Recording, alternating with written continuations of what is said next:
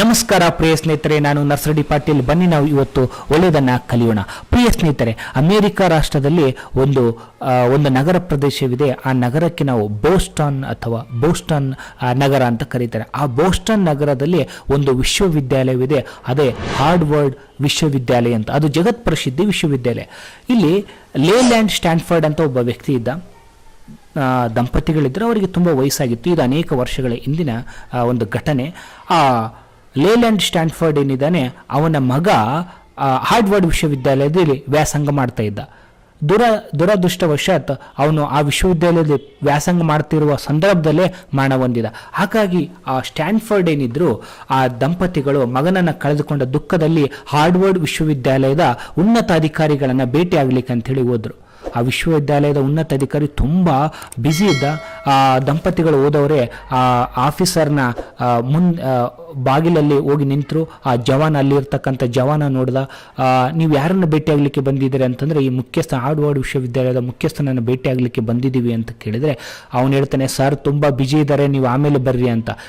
Late ಆಗುತ್ತೆ ಅಂತ ಹೇಳ್ತಾನೆ. ಅದು ಪರವಾಗಿಲ್ಲ, ಎಷ್ಟೊತ್ತಾದರೂ ನಾವು ವೇಟ್ ಮಾಡ್ತೀವಿ ಅಂತೇಳಿ ಲೇಲ್ಯಾಂಡ್ ಸ್ಟ್ಯಾನ್ಫರ್ಡ್ ಅವರ ಮಾಡದೆ ಇಬ್ಬರು ವೇಟ್ ಮಾಡ್ತಾರೆ. ಮಧ್ಯಾಹ್ನದ ಹೊತ್ತಾಗುತ್ತೆ, ಇನ್ನೂ ಯಾರು ಕರೆ ಬರೋದಿಲ್ಲ ಇವರಿಗೆ ಭೇಟಿ ಆಗಲಿಕ್ಕೆ. ಸಾಯಂಕಾಲದ ಹೊತ್ತಲ್ಲಿ ಹೊತ್ತಾಗ್ತಾ ಬಂತಿದೆ, ಇನ್ನೇನು 5 ಗಂಟೆ ಆಗ್ತಾಯಿದೆ ಅಂತ ಸಂದರ್ಭದಲ್ಲಿ ಪ್ಯೂನ್ ಹೋಗಿ ಹೇಳ್ತಿದ್ದಾನೆ, ಆ ದಂಪತಿಗಳು ಇನ್ನೂ ಹೋಗಿಲ್ಲ ಸರ್, ಅವ್ರನ್ನ ಹೆಂಗೆ ಕರಿತೀರಾ ಹೆಂಗೆ ಅಂತಂದರೆ, ಅವನು ಅಧಿಕಾರಿ ತುಂಬ ಕೋಪಗೊಂಡು, ಯಾವ ಮುದುಕರನ್ನ ಕರೀರಿ, ಏನು ಬರ್ತಾರೋ ಏನೋ, ಸುಮ್ಮನೆ ನಮ್ಮ ಜೀವ ತಿಂತಾರೆ ಅಂತೇಳಿ ಎಲ್ಲ ಬೈತಾನೆ. ನನಗೆ ತುಂಬ ಪುರುಸತ್ತಿಲ್ಲ ಇಂಥವ್ರದ್ದೊಂದು, ಏನು ಕತೆ ಹೇಳ್ತಾರೋ ಕರೀರಿ ಅಂತ. ಅವಾಗ ಲೇಲ್ಯಾಂಡ್ ಸ್ಟ್ಯಾನ್ಫರ್ಡ್ ಮತ್ತು ಅವರ ಪತ್ನಿ ಹೋಗ್ತಾರೆ. ಒಂದು ಹಳೆಯ ಕಾಲದ ಬಟ್ಟೆ, ಅದು ಹತ್ತಿಯಿಂದ ಮಾಡಿರ್ತಕ್ಕಂಥ ಬಟ್ಟೆಯನ್ನು ಧರಿಸಿರ್ತಾರೆ. ನೋಡಲಿಕ್ಕೆ ವಯಸ್ಸಾಗಿದೆ, ಬಡವ್ರ ಥರ ಕಾಣ್ತಿದ್ದಾರೆ. ಇವರನ್ನು ನೋಡಿರ್ತಕ್ಕಂಥ ಆ ವ್ಯಕ್ತಿ ಏನು ಬೇಕಿತ್ತು ಅಂತಂದರೆ, ನನ್ನ ಮಗ ಇದೇ ವಿಶ್ವವಿದ್ಯಾಲಯದಲ್ಲಿ ಓದ್ತಾ ಇದ್ದ ಮಾನ್ಯರೇ, ಇತ್ತೀಚಿನ ದಿನ ಸತ್ತೋಗಿದ್ದಾನೆ. ಹಾಗಾಗಿ ಅವನ ಹೆಸರು ಮೇಲೆ ಏನು ಮಾಡ್ಬೇಕಂತಿದೀವಿ ಅಂದ ತಕ್ಷಣವೇ ಅವನು ಅಧಿಕಾರಿ ಕೋಪಗೊಳ್ತಾನೆ. ನಿಮ್ಮ ಮಗನ ಹೆಸರು ಮೇಲೆ ನೀನು ವಿಗ್ರಹ ಮಾಡಬೇಕಾ?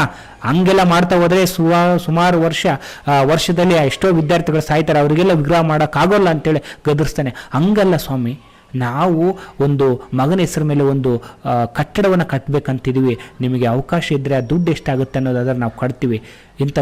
ಅಂತಂದರೆ ಏನು ಕಟ್ಟಡ ಕಟ್ತೀರಾ? ಇಂಥ ವಿಶ್ವವಿದ್ಯಾಲಯ ಕಟ್ಟಡ ಕಟ್ಟಲಿಕ್ಕೆ ಎಷ್ಟಾಗುತ್ತೆ ಗೊತ್ತಾ ನಿಮಗೆ? 50 ಮಿಲಿಯನ್ ದುಡ್ಡು ಬೇಕು. ನಿಮ್ಮ ಹತ್ರ ಇದೇನೆ, $50 ಮಿಲಿಯನ್ ಅಷ್ಟು ದುಡ್ಡಾಗುತ್ತೆ. ನಿಮ್ಮ ಹತ್ರ ಇದೇನಾ, ನೀವು ಕಟ್ತೀರಾ ಅಂತ ರೇಗಾಡ್ತಾನೆ. ಅದಕ್ಕೆ ದಂಪತಿಗಳು, ಈ ವಿಶ್ವವಿದ್ಯಾಲಯ ಕಟ್ಟಲಿಕ್ಕೆ $50 ಮಿಲಿಯನ್ ಅಷ್ಟೇ ಸಾಕಾ ಅಂತ ಕೇಳ್ತಾರೆ. ಹೌದು, ಅಷ್ಟು ಬೇಕಾಗುತ್ತೆ, ನಿಮ್ಮ ಹತ್ರ ಇದೇನಾ ಅಂತಂದರೆ, ಅಲ್ಲೇನು ಮಾಡೋದಿಲ್ಲ. ಆಗ ಮಡದಿ ಹೇಳ್ತಾಳೆ, ಅಷ್ಟೇ ದುಡ್ಡಾದರೆ ಇವ್ರ ಹತ್ರ ಯಾಕೆ, ನಾವೇ ಮಾಡಿದರೆ ಆಯ್ತಲ್ಲ ಅಂತ ಮಡದಿ ಅಂತಾಳೆ. ಆವಾಗ ಅವ್ನ ಮೇಲಧಿಕಾರಿ ಗಾಬರಿಯಿಂದ ನೋಡ್ತಾನೆ, ಇವರೇನು ಇಷ್ಟು ಸಿಂಪಲಾಗಿ ಹೇಳ್ತಿದ್ದಾರಲ್ಲ ಅಂತ.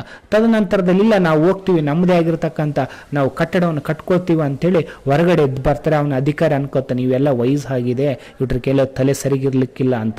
ಅದಾದ ನಂತರ ಕೆಲವು ವರ್ಷಗಳ ನಂತರ ಆ ದಂಪತಿಗಳ ಮಗನ ಹೆಸರ ಮೇಲೆ ಒಂದು ವಿಶ್ವವಿದ್ಯಾಲಯವನ್ನು, ಸ್ಟ್ಯಾನ್ಫರ್ಡ್ ವಿಶ್ವವಿದ್ಯಾಲಯ ಅಂಥೇಳಿ ಒಂದು ವಿಶ್ವವಿದ್ಯಾಲಯವನ್ನೇ ಕಟ್ತಾರೆ. ಈಗ ಅದು ಜಗತ್ ಪ್ರಸಿದ್ಧ ವಿಶ್ವವಿದ್ಯಾಲಯಗಳಲ್ಲಿ ಸ್ಟ್ಯಾನ್ಫರ್ಡ್ ವಿಶ್ವವಿದ್ಯಾಲಯ ಕೂಡ ಒಂದು.